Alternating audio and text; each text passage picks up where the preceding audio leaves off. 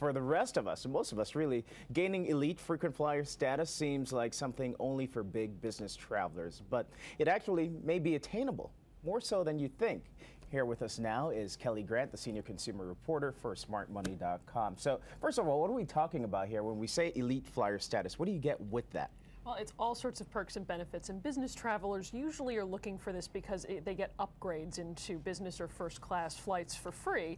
But for the leisure traveler, the real advantage is something that's been coming through with recent years. All of these airline fees, a lot of them are things that elite frequent flyers would get for free. They cover your checked bags, they cover the seats with extra legroom, priority boarding, ticket change fees. All of that is something that you'd get for free as an elite frequent flyer. Okay, so as an elite frequent flyer, I'm not going to have to worry about paying for the checked bags, you know, that even if I wanted an emergency row seat. Exactly, and all of that really adds up. So when you think about, you know, the money that you might lose on airfare for, you know, going with just one airline instead of shopping around, you're going to be gaining potentially a lot of savings by going with one airline and losing all of these fees. Okay, so you also remind people to kind of check your balance when it comes to your traveling and frequent flyer miles. Why?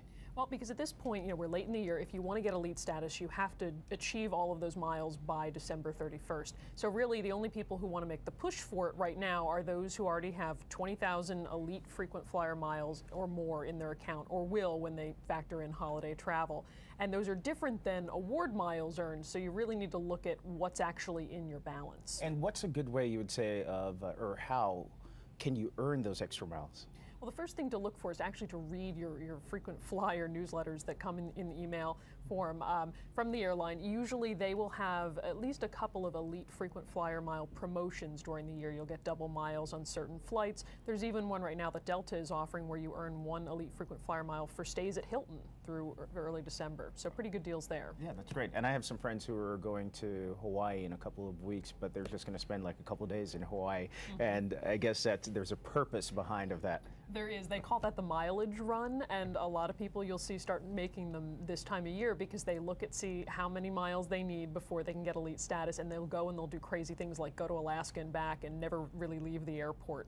So, but for most people, obviously that's not exactly a fun option, but still you can check around and see where there are fare sales and where you might be able to get a weekend or two away. But in the end, does it really matter in this day and age? Because I also have some friends who tried to book a flight to Europe and it required some 200,000 miles. Yep, there are lots and lots of mileage requirements for you to use these. But I mean, if you're getting that elite frequent flyer status, you can get the upgrades. Plus, you're earning all those award miles for free tickets. All right, thank you very much, Kelli Grant, senior consumer reporter for smartmoney.com. Thank you for being here with us.